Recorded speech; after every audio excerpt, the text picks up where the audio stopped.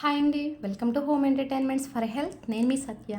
ఈ వీడియోలో నోట్లో లాలాజలం చాలా బాగా ఊరించి రసాలు ఊరే విధంగా ఉండేటటువంటి టమాటా పచ్చడి ఎలా ప్రిపేర్ చేసుకోవాలో ఈ వీడియోలో చూసేద్దాం. నోటికి పుల్ల పుల్లగా తీయ తీయగా ఉప్పు ఉప్పుగా ఉంటూ ఒక మంచి టేస్ట్తో తినే కొద్దీ తినేయాలనిపించేలాగా కాస్త తిన్నా సరిపోయేలాగైతే ఈ టమాటా పచ్చడి ప్రిపరేషన్ ఉంటుందండి. ప్రిపరేషన్ అంతా కూడా చాలా హెల్తీగా ఉంటుంది. అలాగే మొత్తం ప్రొసీజర్ అంతా కూడా మన మెయిన్ ఇంగ్రీడియంట్ ఎండనే మెయిన్ సోర్స్గా చేసుకుని ఈ టమాటా పచ్చడి అనేది ప్రిపేర్ చేయడం జరుగుతుందండి. సో ఈ టమాటా పచ్చడి ఎలా ప్రిపేర్ చేసుకోవాలో చేసే ముందు ఈ టమాటా పచ్చడి వీడియోని లైక్ చేసుకొని మీ ఫ్రెండ్స్ రిలేటివ్స్ షేర్ చేసి మన ఈ హోమ్ ఎంటర్టైన్మెంట్ ఫర్ హెల్త్ ఛానల్ని సబ్స్క్రైబ్ చేసుకోండి. Thank you so much for your all cooperation. మన మెయిన్ ఇంగ్రీడియంట్ టమాటా.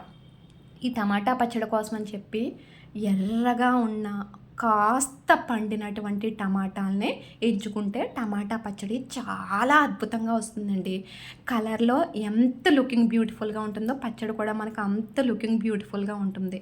సో కాస్త బేకింగ్ సోడా లేదంటే సాల్ట్ వాటర్ వేసుకుని వాష్ చేసుకుని తుడుచుకున్న టమాటాలని ఒక 6 లేదంటే 8 పీసుల కింద మాత్రమే కట్ చేసుకోండి. ఇక్కడ నేను వీడియోలో చూపిస్తున్న విధంగా పొడవుగా ఒక చెక్కని 3 ముక్కలు లేదంటే 4 ముక్కలు మాత్రమే కట్ చేసుకోండి. అప్పుడే అవి ఎండినా కానీ మన చేతికి వస్తాయి.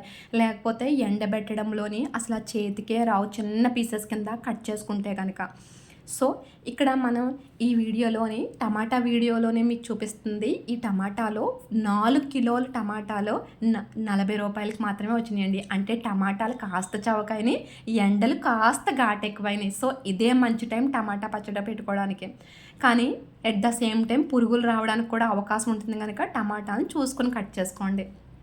సో ఇలా ఈ డబ్బాడైన ఒక ముక్కలకి 4 కిలోల ముక్కలకి ఈ రకంగా పెద్దవాళ్ళ లెక్క ప్రకారంగా 3 చేరళ్ళ సాల్ట్ అయితే వేశారు. కళ్ళ ఉప్పు 3 చేరళ్ళ సాల్ట్ వేసుకుని, అంటే మన పిడికలతో దగ్గర దగ్గర 4 గుప్పెట్ల ఉప్పునైతే ఈ టమాటా పచ్చడికి వేసుకుని ఈ టమాటాల మీద వేసిన ఉప్పు టమాటా ముక్కలన్నిటినీ తాకుతూ కిందకు వెళ్ళి మళ్ళీ పైకి వచ్చే వరకు కూడా అలా కుదుపుతూనే ఉండాలండి. మన భుజాలకి గట్టి పని అయితే ఉంటుంది.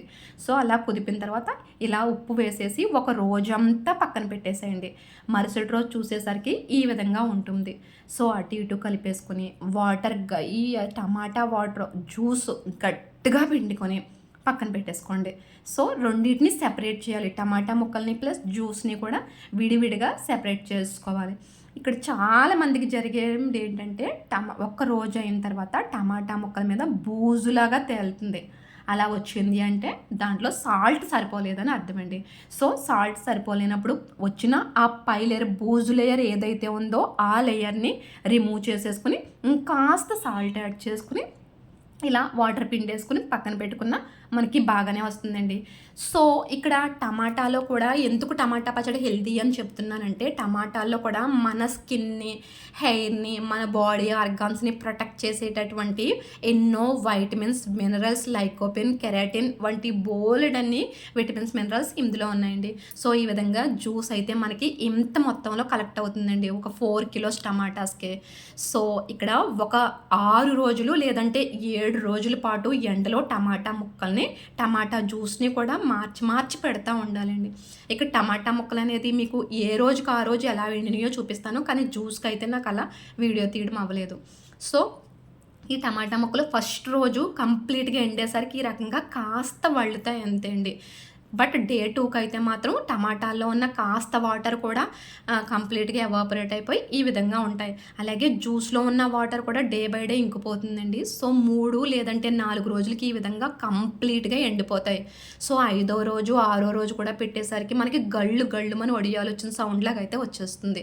సో జ్యూస్ 4 రోజులకి ఎంత అయితే ఆవిరైపోతుంది, ఇందులో సగం వరకు ఆవిరైపోయే వరకు అయితే మనం ఎండలోనే పెట్టుకోవాలండి. అలాగా ఒక వారం రోజుల పాటు గట్టి ఎండలో ఎండిన తర్వాత జ్యూసు చాలా చిక్కగా వచ్చేస్తుంది, పావు వంతుకు వచ్చేస్తుంది.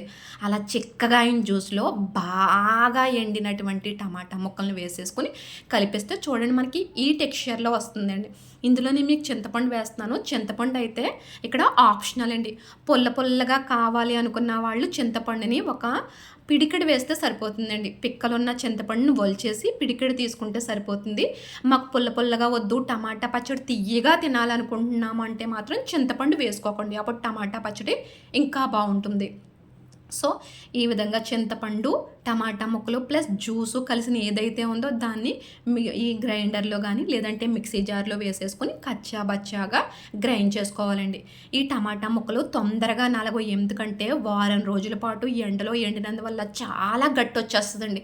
సో, స్లోగా గ్రైండర్‌ని అటు ఇటు మూవ్ చేసుకుంటూ వేసుకుంటే ఈ రకంగా బరకగా మనకు ముద్ద అయితే తయారవుతుంది. ఈ ముద్దను మూత పెట్టి ఒక హాఫ్ డే లేదంటే 1 డే మనకి ఇంట్లో ఉంచి తర్వాత అంతా ఒక రోజు కంప్లీట్‌గా గట్టి ఎండలో అయితే ఎండబెట్టాలండి. నేను మీకు అది కూడా చూపిస్తాను చూడండి. ఈ రకంగా ఒక రోజంతా గట్టిగా ఎండ తగిలితే ఈ రకంగా వచ్చేస్తుందండి. ఇది చాలా గట్టిగా ఉంటుంది. సో, ఇక్కడి వరకు అయితే స్టెప్ 2 కంప్లీట్ అయినట్టు. సో, కారం అయితే కప్పుడు పట్టేస్తుంది. ఈ కప్పుడు కారాన్ని కూడా నేను 3 స్టెప్స్‌లో యాడ్ చేసుకున్నాను. పోపు దినుసులు అయితే వీటన్నిటిని తీసుకొని చక్కగా కాస్త ఆయిల్‌లోనే లో ఫ్లేమ్‌లో పెట్టుకొని ఫ్రై చేసుకొని పక్కన ఉంచుకోండి. సో, ఇప్పుడు ఇందులోకి వేసుకునే ఆయిలు నువ్వుల నూనె, లేదంటే వేరుశనగ నూనె, లేకపోతే రైస్ బ్రైన్ ఆయిల్ ఏదైనా ఆయిల్‌ని వేసుకొని పచ్చి ఆయిలేండి. ఆయిల్‌ని కాచక్కర్లొద్దు.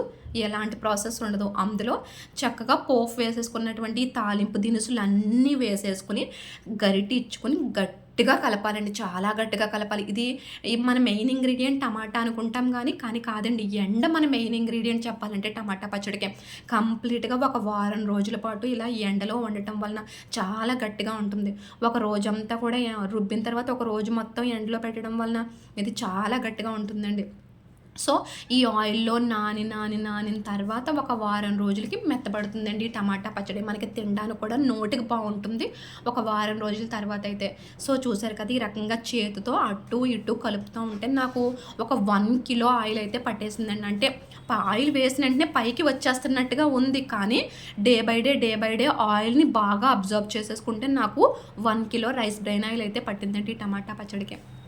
సో, చూసారు కదా!